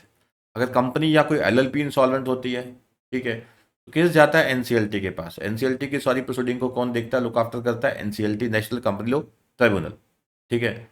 और अगर कंपनी एलएलपी के एनसीएलटी का जो डिसीजन आया है, ठीक है, उसके खिलाफ कोई अपील करना चाहता है, तो एनसीएलटी में होती है, national company law appellate tribunal. Individuals insolvent होते हैं या पार्टनरशिप फर्म इंसॉल्वेंट होती है, तो केस जाता है डीआरटी के पास।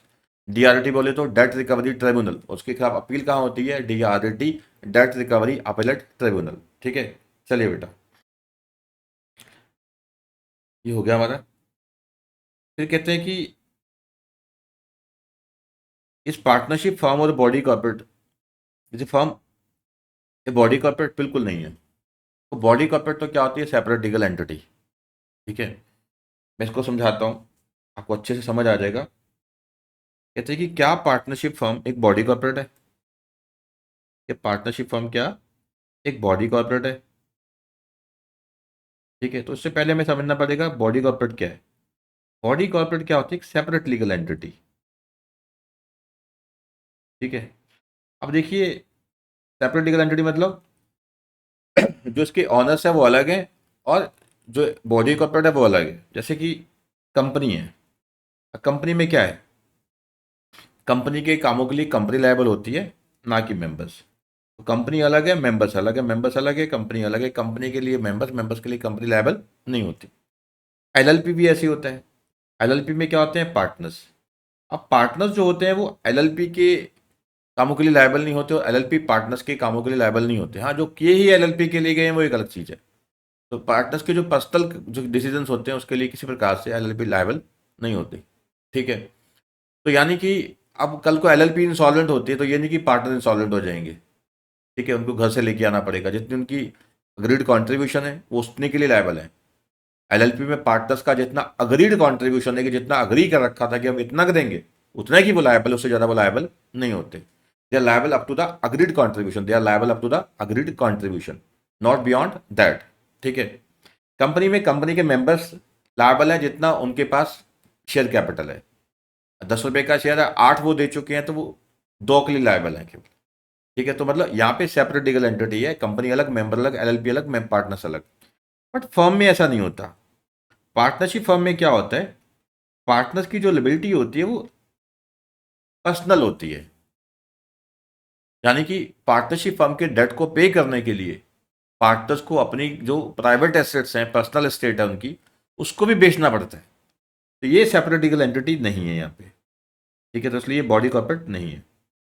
ठीक है, तो फर्म जो है वो एक सेपरेट लीगल एंटिटी नहीं है, बॉडी कॉर्पोरेट नहीं है। ठीक है, फर्म के लिए कामों के लिए, फर्म के लिए पार्टनर्स जो है वो पर्सनली विलायबल होते हैं। ठीक है, चलिए बेटा, ये केवल एक एसोसिएशन ऑफ इंडिविजुअल है। The definition of body corporate under section 2 close 11 of companies act 2013 specifically says that it does not include A cooperative society registered under any law related to cooperative society and any other body corporate not being a company defined in the act। Company चलो है ही है body corporate. ठीक है, आगे कहते हैं कि which the central government में by notification specify in this behalf. Company act में पढ़ा ही है हमने बॉडी कॉर्पोरेट में क्या है। ठीक है, बॉडी कॉर्पोरेट में क्या है कि कोऑपरेटिव सोसाइटी नहीं आती। ठीक है, साथ में कोई भी ऐसी जो संस्था है, कोई भी एक ऑर्गेनाइजेशन है जिसको सेंट्रल गवर्नमेंट ने स्पेसिफाई कर रखा है by notification in the official gazette कि ये क्या है, बॉडी कॉर्पोरेट नहीं है। ठीक है, for an entity to be legal judicial person. ठीक है, कोई भी एंटिटी को एक लीगल पर्सन होने के लिए, जुरिस्टिक पर्सन होने के लिए ये होना चाहिए कि उसको लॉ रिकॉग्नाइज करे as a separate legal entity. जैसे कंपनी को लॉ ने एक सेपरेट लीगल एंटिटी रिकॉग्नाइज किया हुआ है, बाकायदा उसका एक डिसीजन भी है सोलोमन वाला। ठीक है, लॉ खुद बोलता है, सेक्शन 9 में लिखा हुआ है, section 9 of the companies act 2013 में साफ लिखा है कि कंपनी जैसे ही रजिस्टर्ड हो जाती है it's becomes a body corporate. Perpetual succession है, मेंबर आएंगे जाएंगे, कंपनी चलती रहेगी। कंपनी की एसेट्स अलग है, company can sue and be sued in own name. ठीक है, it shall be recognised by law as a separate entity, have perpetual succession, competent to enter into contract, capable of, ठीक है, can sue and be sued in own name. ठीक है, और property hold कर सकती है अपने नाम पे, ये सब। पार्टनरशिप फर्म के पास ये एट्रीब्यूट नहीं होते। ठीक है, पार्टनरशिप फर्म की जो प्रॉपर्टी वो joint property of the partners है। कंपनी में तो क्या होता है, कंपनी के अलग, पार्टनर्स की अलग। कंपनी तो परपेचुअल सक्सेशन है, मेंबर आएंगे जाएंगे, कंपनी चलती रहेगी। पार्टनरशिप में ऐसा नहीं है, तो पार्टनर एक मरा खत्म। ठीक है, ए partnership firm does not possess all attributes as it is merely an association of individuals, and law does not recognize partnership to have a personality or existence distinct from its partner। जैसे company क्या है कि अलग है अपने member से, partnership अलग नहीं है। पार्टनरशिप क्या है कि सेपरेट नहीं है अपने पार्टनर से, ये डिस्टिंक्ट नहीं है पार्टनर से, कोई परपेचुअल सक्सेशन नहीं है। पार्टनर की death, partnership firm collapse। It does not have a perpetual succession as the firm collapses on the changes in the partners of the firm, which can be due to death or retirement of partners। There are two partners, one dies, firm गई। The two partners, one retire, firm गई, सीधा। since it is not regarded as a legal entity. Therefore, the firm cannot enter into any contract on its own law, on its own. तो firm अपने लिए contract नहीं है, what ever they do in the name of partners. ठीक है, तो मैं बता रहा हूँ कि पार्टनरशिप फर्म की जो एसेट्स हैं वो कलेक्टिव प्रॉपर्टी है पार्टनर्स की, कलेक्टिव प्रॉपर्टी है पार्टनर्स की। ठीक है, any partner authorise by all the partners or all the partners of the firm shall execute the contract. ठीक है, कोई भी पार्टनर जिसको ऑथराइज किया गया है पार्टनर्स के द्वारा, सभी पार्टनर्स के द्वारा, या all the partners of the firm shall execute the contract. कोई भी कॉन्ट्रैक्ट होगा पार्टनरशिप का तो सभी पार्टनर्स करेंगे, या सभी पार्टनर ने जिसको ऑथराइज कर रखा है वो एग्जीक्यूट करेगा। ठीक है, it can sue or be sued only in the if the firm is registered partnership. ठीक है, ये क्या होता है कि एक लीगल डिसेबिलिटी है अगर आप रजिस्ट्रेशन नहीं करवाते फर्म की। ठीक है, अगर आप क्या है कि पार्टनरशिप फर्म की जो रजिस्ट्रेशन है वो ऑप्शनल है। ठीक है, अगर आप फर्म की रजिस्ट्रेशन नहीं करवाते तो फर्म किसी के खिलाफ सू भी नहीं कर सकती, केस भी नहीं कर सकती।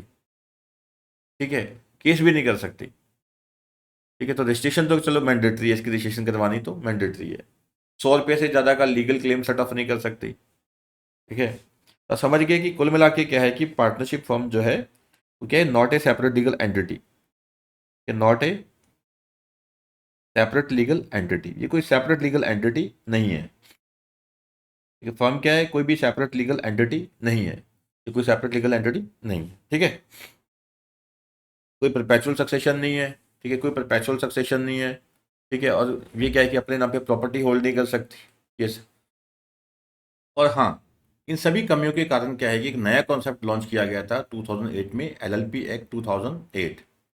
ठीक है, पार्टनरशिप में हमने देखा कि कोई सेपरेट लीगल एंटिटी नहीं है। ठीक है, तो इसीलिए क्या है कि एक नया कॉन्सेप्ट था कि एक एलएलपी जो है वो कॉन्सेप्ट लाया गया। परपेचुअल सक्सेशन नहीं थी कि पार्टनर के एक आधे जाने के बाद क्या है कि पार्टनरशिप फर्म ही बंद हो जाती है कि नहीं। तो मतलब इसीलिए क्या है कि मैं कह रहा हूँ कि एलएलपी एक्ट 2008 लाया गया। कहते हैं कि and hence the concept of LLP which includes the benefits of both partnership and body corporate, यानी कि क्योंकि एलएलपी तो क्या है, एक सेपरेट लीगल एंटिटी है, रजिस्ट्रेशन भी इसकी आरओसी के पास होती है। ठीक है, और introduced LLP is formed and incorporated under the companies act with perpetual succession. It is a separate legal entity. Same देखो प्राइवेट कंपनी वाले मोस्ट ऑफ द फीचर्स हैं, तो रजिस्ट्रेशन मैंडेटरी है विद आरओसी। ठीक है, सेपरेट लीगल एंटिटी है, ये separate legal entity है, परपेचुअल सक्सेशन है। पर हाँ, फर्क क्या है, जैसे कंपनी क्या है कि शेयर्स इशू कर सकती है, डिबेंचर इशू कर सकती है, ये कोई शेयर्स डिबेंचर इशू नहीं कर सकती। एलएलपी जो है शेयर्स डिबेंचर इशू नहीं कर सकती। ठीक है, फिर कहते हैं कि with it is separate legal entity with no effect of change in partners on existence. ठीक है, तो पार्टनर की मान लो एग्जिस्टेंस खत्म हो जाती है, एक आधे पार्टनर की डेथ हो गई, इट डजंट मीन कि एलएलपी खत्म हो जाएगी। ठीक है, ये चलती रहती है। और liabilities of the LLP. The definition of body corporate under the LLP Act 2008 specifically includes LLP registered under the LLP Act. ठीक है ना।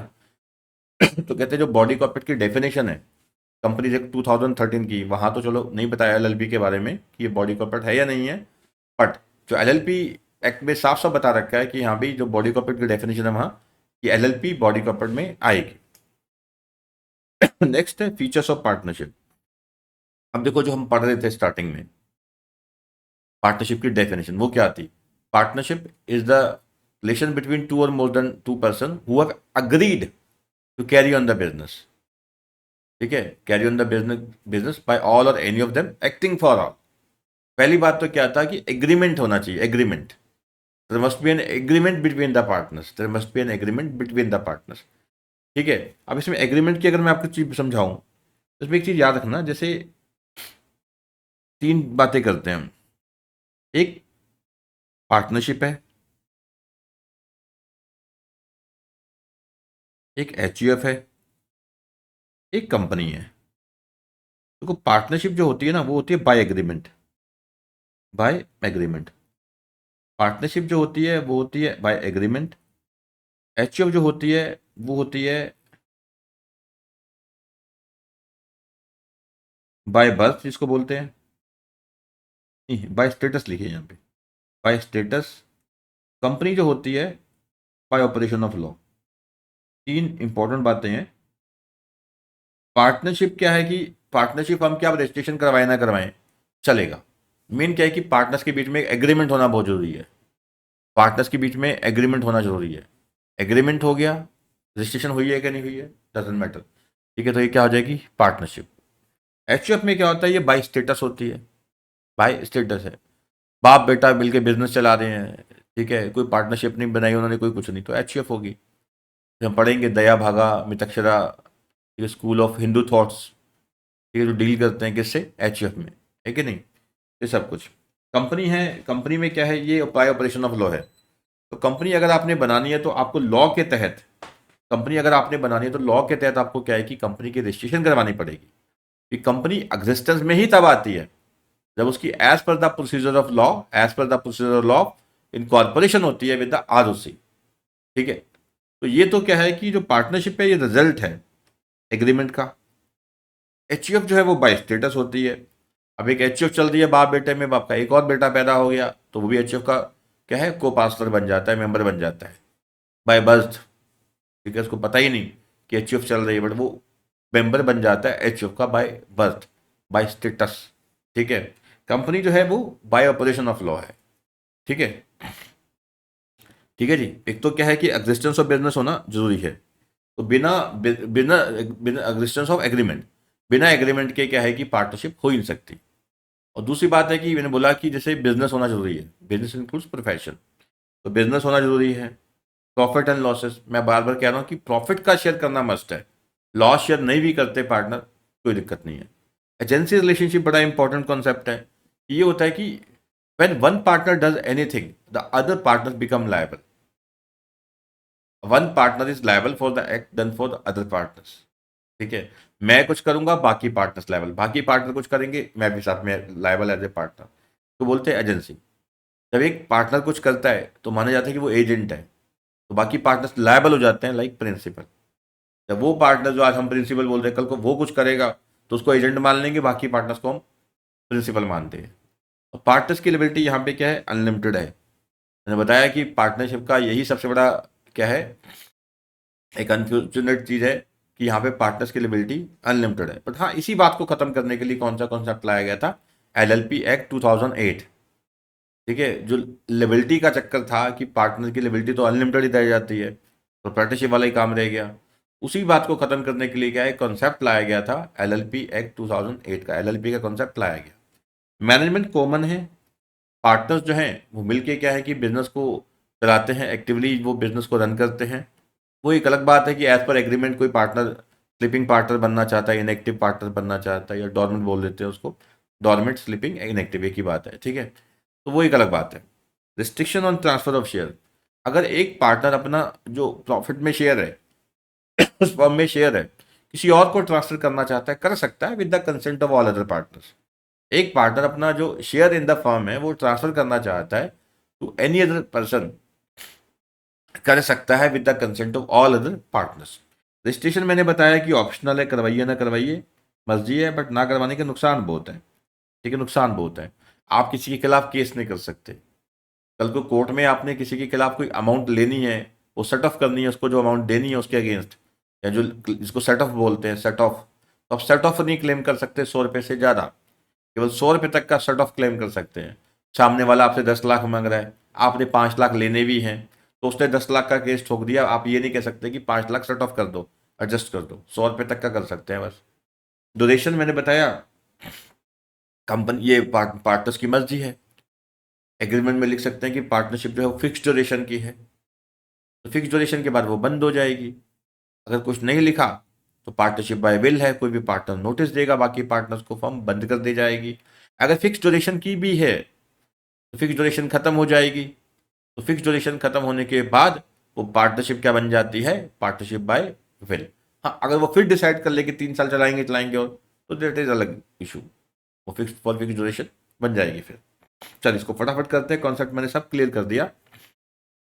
कहते हैं existence of an agreement. Partnership क्या है, is formed on the basis of an agreement between 2 or more persons to carry on the business. Partnership जो बनाई जाती है ऑब्वियसली ये बेस्ड ऑन द एग्रीमेंट है। ठीक है, जो किया जाता है दो या दो से ज्यादा लोग, जिसे हम बोलते हैं partners. It does not arise out of operation of law, जैसे कंपनी है, एचयूएफ है, एचयूएफ में लॉ लगता है, वितक्षरा दया भागा। बट एचयूएफ में एक्चुअल में कि बाय स्टेटस ऑफ लॉ है, बाय स्टेटस है, ठीक है, as in case of HUF the terms and conditions of partnership are laid down in the document called non called, ठीक है, पार्टनरशिप डीड। पार्टनरशिप डीड एक agreement है, ठीक है, पार्टनरशिप डीड एक एग्रीमेंट है जिसमें सारी की सारी टर्म्स एंड कंडीशंस होती हैं पार्टनरशिप की। एंगेजमेंट इन बिजनेस मैंने बताया कि पार्टनरशिप में क्या है कि बिजनेस एक्टिविटी होनी चाहिए, प्रोफेशन भी इसमें आ जाता है, ठीक है, may include any trade, industry or profession. Thus, a partnership can engage in any occupation, production or distribution of goods and सबसे with a view to earning profit. Profit earning he main मकसद होना चाहिए. Sharing of profit and losses, ठीक है, और partner जो है are entitle to share in the profits, also to bear the losses if any, अगर लॉस हो रहे हैं तो बियर करेंगे। बट मैं फिर बता रहा हूँ कि जो लॉ है ये मैंडेट नहीं करता कि लॉस भी आपने शेयर करना ही करना है, प्रॉफिट शेयरिंग मस्ट है, ठीक है। एजेंसी रिलेशनशिप ये सबसे एक इम्पॉर्टेंट फैक्ट होता है, इम्पॉर्टेंट एक एस्पेक्ट होता है किसी भी पार्टनरशिप के टेस्ट करने के लिए, ये देखने के लिए कि एक कोई जो बिजनेस है, रिलेशनशिप है, वो पार्टनरशिप वाली है या नहीं है। इसको टेस्ट करने का जो बेसिक सबसे फंडामेंटल जो बात होती है वो होता है एजेंसी रिलेशनशिप। क्या एक जब काम कर रहा है तो उसके लिए बाकी के लायबल है कि नहीं है, ठीक है। अब मान लो मैंने और एक साथ में मेरा दोस्त है, उसने मिलकर एक प्रॉपर्टी खरीद ली, मैंने मेरे दोस्त ने एक प्रॉपर्टी खरीद ली, प्रॉपर्टी हम दो लोगों ने खरीदी हुई है, ठीक है, तो हमने बस वो किराए पे दे दी, जो रेंट आपस में बांट रहे हैं, तो क्या ये पार्टनरशिप है? Obviously no. क्यों? क्योंकि वो बिजनेस ही नहीं है यहाँ पे, है कि नहीं। दो लोग बिजनेस कर रहे हैं बट प्रॉफिट नहीं शेयर कर रहे, यार मेरा तू पैसे फिक्स ले ले, बाकी मेरा प्रॉफिट। मैंने कहा ठीक है हम बिजनेस इकट्ठे करेंगे, प्रॉफिट मेरा फिक्स है, ठीक है, मेरे को सारा प्रॉफिट मिलेगा, तेरे को ₹1,00,000 दे दूंगा मैं। अगला सोचता है ₹1,00,000 फिक्स मिल रहा है, तो प्रॉफिट में क्या पता लगता है। तो ठीक है, ये भी क्या है कि पार्टनरशिप नहीं है, क्योंकि शेयरिंग को प्रॉफिट नहीं है यहाँ पे, है कि नहीं। चलिए, एजेंसी रिलेशनशिप क्या है? इसमें होता है कि जैसे एक पार्टनर कुछ करेगा तो बाकी पार्टनर्स भी लायबल होते हैं। हर एक पार्टनर एजेंट भी है एज वेल एज प्रिंसिपल भी है दूसरे पार्टनर्स का। Each partner is an agent as well as principal of the other partner. The partnership business may be carried on by all or any of the partners acting for all. That each partner is a principal and so can act in his own right. ठीक है, हर एक partner क्या है, principal भी है, ठीक है, और एजेंट भी है। एक पार्टनर कुछ करेगा तो उसके लिए क्या है कि बाकी के पार्टनर्स भी लायबल होते हैं। At the same time he can act on behalf of other partner as their agent.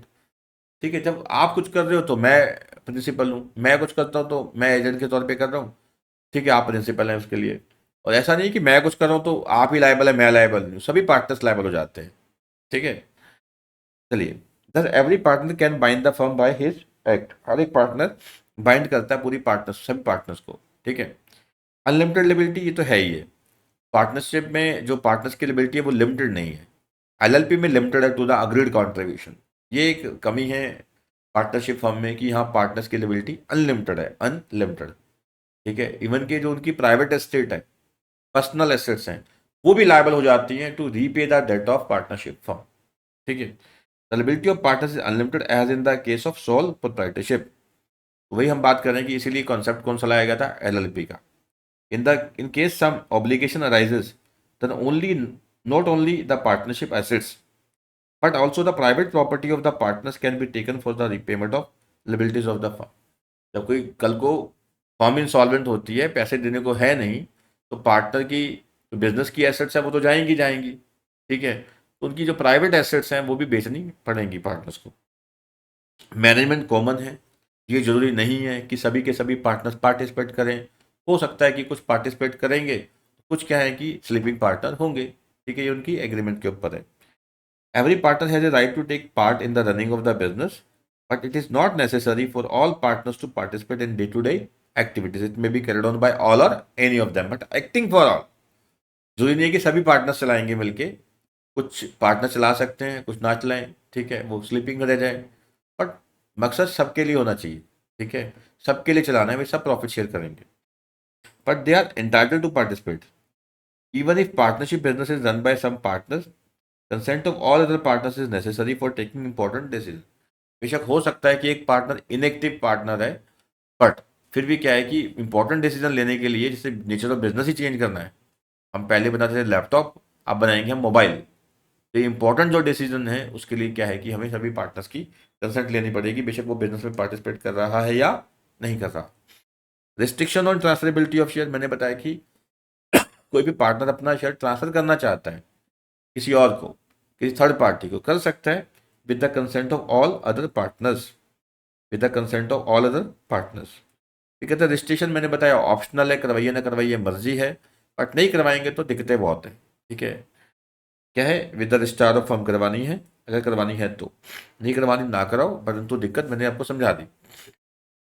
Duration ये फिक्स करेंगे। ठीक है, अगर फिक्स करेंगे तो मैंने बताया फिक्स ड्यूरेशन वाली है, नहीं की तो ये पार्टनरशिप एट विल है। ठीक है, एक पार्टनर नोटिस देगा, फर्म डिसॉल्व हो जाएगी।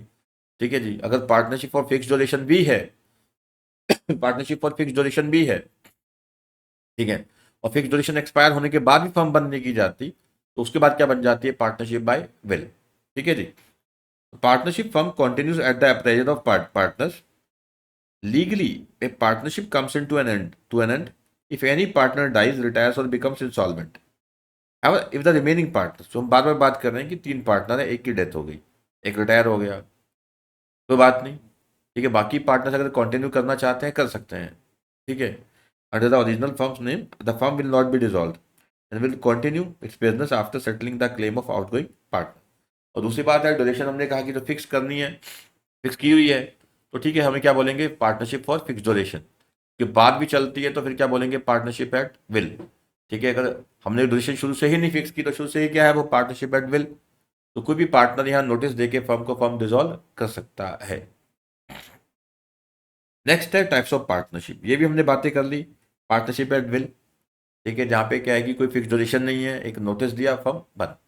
ठीक है, अब फोर फिक्स ड्यूरेशन भी हमने इतनी बार बातें कर ली, टाइम फिक्स किया हुआ है। ठीक है, वो टाइम जब एक्सपायर हो जाएगा फॉर्म डिसॉल्व कर दी जाएगी, उसके बाद भी चलाई जाती है, तब क्या बन जाती है, वो पार्टनरशिप एट विल, नोटिस देकर डिसॉल्व कर सकते हैं। पर्टिकुलर पार्टनरशिप समझाया था मैंने कि जहाँ पे पार्टनरशिप फॉर्म किसी पर्टिकुलर पर्पस के लिए बनाई जाती है, पर्टिकुलर एडवेंचर के लिए, अंडरटेकिंग के लिए बनाई जाती है, वो एडवेंचर अंडरटेकिंग पर्पस ऑब्जेक्टिव पूरा हो जाता है तो फॉर्म डिसॉल्व कर दी जाती है।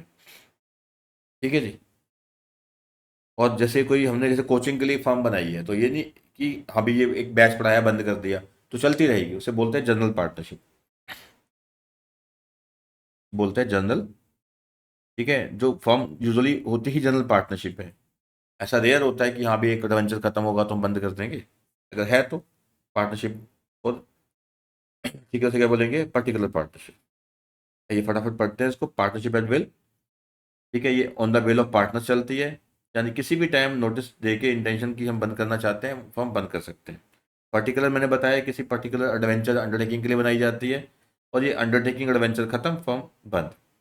ड्यूरेशन के लिए बनाई जाती है, उसे बोलते हैं कि फिक्स ड्यूरेशन के लिए, पार्टनरशिप फॉर फिक्स ड्यूरेशन। उसके बाद भी अगर कंटिन्यू की जाती है तो उसे हम बोलते हैं, ठीक है, हाँ भी पार्टनरशिप एट विल हो चुकी है। ठीक है जी, उसके बाद वेरियस टाइप्स ऑफ पार्टनर्स हैं, वेरियस टाइप्स ऑफ पार्टनर्स हैं, मैंने समझाया ही आपको। एक्टिव पार्टनर क्या है कि जो partner day to day business activities में पार्टिसिपेट करता है, एक ऐसा पार्टनर जो day to day business activities में पार्टिसिपेट करता है उसे हम बोलेंगे एक्टिव पार्टनर। एक ऐसा पार्टनर जो day to day business activities में पार्टिसिपेट कर रहा है उसे हम क्या बोलते हैं, एक्टिव पार्टनर, एक्टिव पार्टनर। ठीक है, partners who take active part in the conduct of day to day business of the firm are called active partners. these partners carry on business on behalf of other partners. ठीक है, sleeping partner क्या है, जो day to day activities में participate नहीं करता उसे हम बोलते हैं sleeping partner, inactive partner, dormant partner. ठीक है, स्लीपिंग, अच्छा हाँ, ये भी याद रखना कि जब एक्टिव पार्टनर रिटायर होता है तो उसे पब्लिक नोटिस देना होता है। जब तक ये पब्लिक नोटिस नहीं देगा तब तक इसकी लिबिलिटी बनी रहेगी, फर्म दे दे इसके बिहाफ पे या ये खुद दे दे। ठीक है, जब एक ये याद रखना, नोट कर लो यहाँ पे कि एक्टिव पार्टनर जब रिटायर होता है तो उसकी लिबिलिटी तब तक बनी रहती है for the acts of the firm जब तक वो पब्लिक नोटिस नहीं दे देगा या फर्म ना दे दे उसके बिहाफ पे। जैसे मान लीजिए, ठीक है, आज एक पार्टनर जो है रिटायर हो जाता है बिना पब्लिक नोटिस दिए, 2 महीने निकल गए, यहाँ पे यहाँ जाके याद आया कि पब्लिक नोटिस देना था। ठीक है, तो यहाँ पे आके पब्लिक नोटिस दे दिया। ठीक है, तो अब रिटायर तो वो यहाँ पे हो गया था, वैसे जब रिटायर हो जाता है तब तक के जो एक्ट्स है उसके लिए लायबल है, उसके बाद लायबल नहीं है। बट यहाँ पे जो इस दौरान जो भी एक्ट्स कंडक्ट किए गए हैं फर्म के द्वारा उसके लिए भी लायबल है रिटायरिंग पार्टनर। अगर यही स्लीपिंग पार्टनर होता, इनएक्टिव पार्टनर होता जिसके बारे में लोगों को पता ही नहीं है, इसके बारे में लोगों को पता ही नहीं है, तो वो यहाँ रिटायर हो गया तो उसके बाद के लिए वो लायबल नहीं है भाई। उसके, क्योंकि वहाँ पब्लिक नोटिस देना नेसेसरी नहीं है। जब पब्लिक को पता ही नहीं कि ये पार्टनर है भी है कि नहीं है, तो पब्लिक नोटिस किस बात का देना है। ठीक है, चलिए। स्लीपिंग और dormant partners are those who do not take active part in the management of the business. Such partners only contribute capital in the firm and are bound by the activities of the other partners. However, they share profit and loss of the partnership business.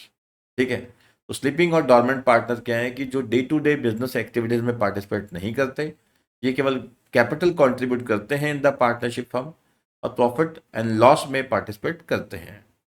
Others active and sleeping partners are, as a matter of fact, the full-fledged partners. That means they share in profit and loss of business and liable for its dues.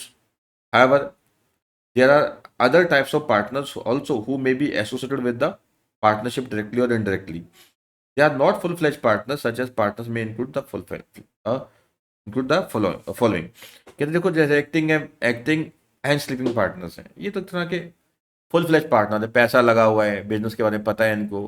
ठीक है, कुछ होते हैं कि केवल एक नाम के पार्टनर्स है। ठीक है, नाम के पार्टनर्स है जिनका बिजनेस से कुछ लेन देन नहीं है, कोई इंटरेस्ट नहीं है उनका बिजनेस में, केवल अपना नेम लैंडिंग करते हैं, ना वो कैपिटल कंट्रीब्यूशन कर रहे हैं। यहाँ स्लीपिंग पार्टनर का तो कैपिटल लगी हुई है, पूंजी स्टेक पे है, लॉस हुआ तो उसका पैसा जाएगा, पैसा ही तो पैसा है। ठीक है, पैसे के कारण तो बिजनेस हो रहा है ये। ठीक है, तो ना ये पूंजी डाल रहे हैं, ठीक है, और ना ही बिजनेस में कोई इंटरेस्ट है, ना ये डे टू डे एक्टिविटीज में पार्टिसिपेट करते हैं, जस्ट क्या करते हैं, नेम लैंडिंग करते हैं। ठीक है, ना बिजनेस में ये पार्टिसिपेट करते हैं, but are liable like other partners to third person. जो नेम लैंडिंग कर रखा है, मान लो मुकेश अंबानी का जो बेटा है, ठीक है, वो कल को कोई बिजनेस करता है पार्टनरशिप फर्म में। ठीक है, मुकेश अंबानी ने नेम लैंडिंग कर दी खाली कि हाँ भी मैं भी पार्टनर हूँ, बस। तो वो ना बिजनेस में पार्टिसिपेट कर रहे हैं फादर उनके, ठीक है, ना ना वो पैसा दे रहे हैं फर्म को, ठीक है, ना डे टू डे वो पार्टिसिपेट कर रहे हैं। ठीक है, ना इन्वेस्ट कर रहे हैं, ना पार्टिसिपेट कर रहे हैं। ठीक है, ना प्रॉफिट, और सॉरी, और क्या है कि केवल वो नेम लर्निंग करते हैं, तो उसे क्या बोलते हैं हम, ठीक है, nominal partner. Such partner generally have a pecuniary interest like a share in profit. Profit में शेयर ले लिया, in lending their name to firm. मैं नेम लर्निंग करूंगा और मैं पैसे लूंगा, उसके अलावा कुछ नहीं है।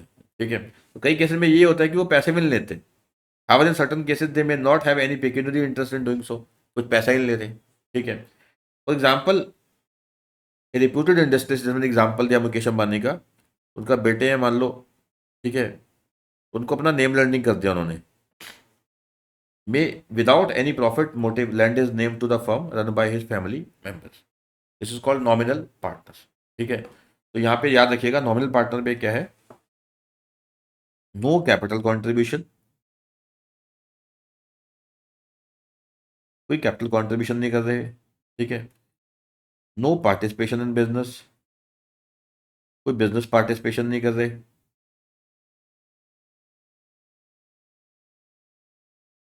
ठीक है, वे है क्या, केवल, और जो may or may not take share in profit, हो सकता है प्रॉफिट में शेयर ले रहे हो, हो सकता है ना ले रहे हो। ठीक है, बस जी है। यहाँ पे क्या नेम लैंडिंग हो रही है, नेम लैंडिंग।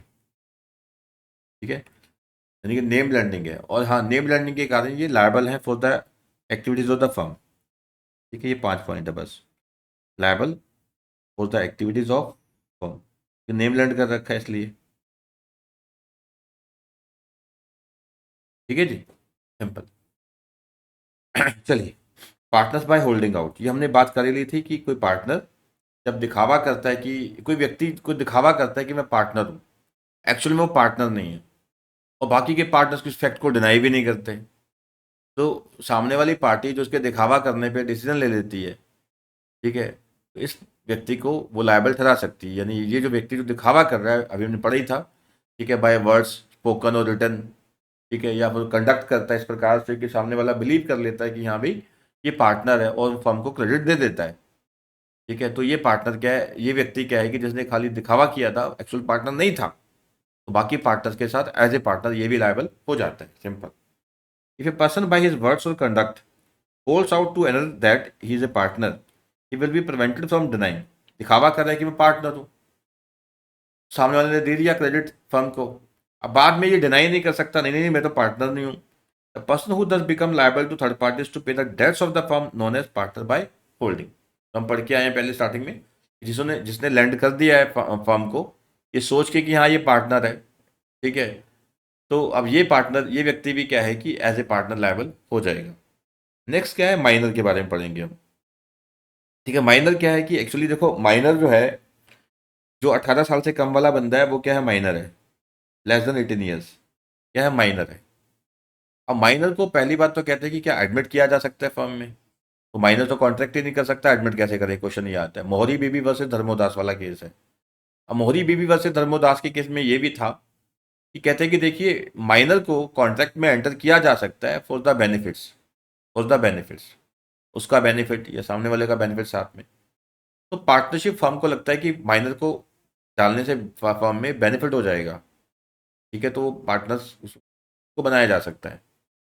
बट वो पर्सनली लायबल नहीं होगा, कल को लॉसेज होते हैं फर्म के, जैसे बाकी पार्टनर्स पर्सनली लायबल हो जाते हैं, तो ये पर्सनली लायबल नहीं होगा।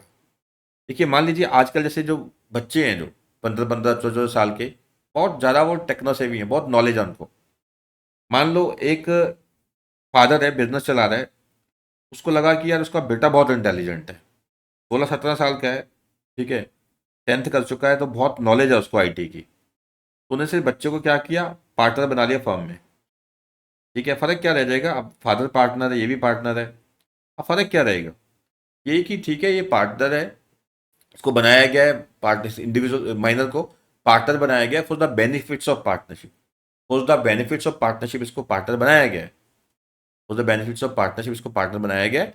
और दूसरी बात यह है कि ध्यान ये रखना है कि ये लायबल नहीं होता for the debts of firm. इसकी जो लेबिलिटी होती भी है वो केवल जो इसकी शेयर इन द प्रॉफिट है, शेयर इन द एसेट्स है, उसी के लिए लायबल है। ठीक है, तो मोटी मोटी बातें इसमें नोट करिए आप। तो माइनर है, माइनर जो है प्लीज नोट करना है इसको। ठीक है, माइनर जो है,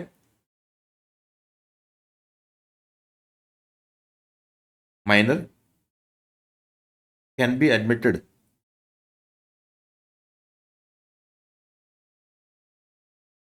as a partner for benefits of the partnership firm. ठीक है, minor is not personally liable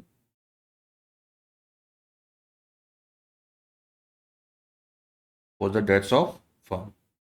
ये फर्म के डेट्स के लिए वो पर्सनली लायबल नहीं है। ठीक है, only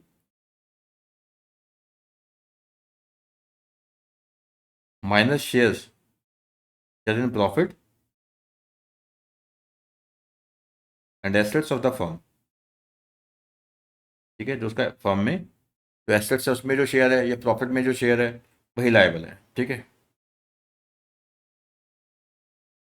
liable to the debts of firm. ठीक है, फर्म के डेट्स के लिए तो माइनर का शेयर है प्रॉफिट में, एसेट्स में, वही लायबल है, उसके अलावा कोई लिबिलिटी माइनर की नहीं है। ठीक है जी, चलिए बेटा, इस लेक्चर में भी इतना ही है, इतने भी ब्रेक लगाते हैं। ठीक है, ज़्यादा लंबी क्लास हो जाती है, दिक्कत हो जाती है, फिर बच्चे कहते हैं कि सर क्लास जो है इतनी की रखा करो, 1 1 घंटे की, सवा सवा घंटे की, ताकि हम उसको थोड़ा सा पढ़ के ब्रेक लेके फिर हम स्टार्ट कर सकते हैं। ठीक है बेटा, तो चलिए, तो आपको अच्छे से समझ आया होगा पार्टनरशिप के बारे में। तो पार्टनरशिप क्या है, एक relationship between two or more than two person है, वो agree to carry on the business carried on by all or any of them acting for all। Partnership में एक एग्रीमेंट होना चाहिए, बिजनेस होना चाहिए, एजेंसी होनी चाहिए कि एक पार्टनर कुछ करता है तो दूसरे पार्टनर भी साथ में लायबल हो जाते हैं। ठीक है, और जो आपस में जो पार्टनरशिप डीड है वो कोई मैंडेटरी नहीं है। ठीक है, पर डीड होगी तो उससे क्या है कि कल को डिस्प्यूट नहीं अराइज होगा। ठीक है, प्रॉफिट शेयरिंग होनी चाहिए इसमें, प्रॉफिट शेयरिंग नहीं है तो पार्टनरशिप नहीं है। और जो बिजनेस है जरूरी नहीं कि सभी पार्टनर्स करें, it may be carried on by all or any of them but acting for all. ठीक है, सबके लिए बिजनेस करना है, सब पार्टनर्स के लिए, सब पार्टनर प्रॉफिट शेयरिंग करें। फिर पार्टनर्स के टाइप पढ़े, पार्टनर्स कैसे होते हैं, active partner, sleeping partner, nominal partner. ठीक है, फिर माइनर के बारे में बात की लास्ट में, पार्टनरशिप के टाइप के बारे में बात की, general partnership, particular partnership, partnership for fix duration, partnership जो है पर्टिकुलर पार्टनरशिप। ठीक है, और क्या है partnership by, partnership at will. ठीक है, जिसको जब मर्जी हम रिजॉल्व कर सकते हैं just by giving a notice to the firm. ठीक है, तो पार्टनरशिप की जो सबसे अगर कमी वाली बात की बात करें हम, वो यही है कि यहाँ पार्टनर की लिबिलिटी क्या है, अनलिमिटेड है। ठीक है, जैसे प्रोप्राइटरशिप में अनलिमिटेड है, इसमें भी क्या है, अनलिमिटेड है। फायदे काफ़ी सारे जो हमने स्टार्टिंग में पढ़ा कि चलो सुपरविजन बेटर हो जाती है, ठीक है, टेंशन डिवाइड हो जाती है, रिस्क डिवाइड हो जाते हैं, ठीक है ना, इस तरीके से। तो चलिए बढ़ाई, इस लेक्चर में इतना ही है, बाकी क्या है कि नेक्स्ट लेक्चर में हम करते हैं कवर। ठीक है, थैंक यू।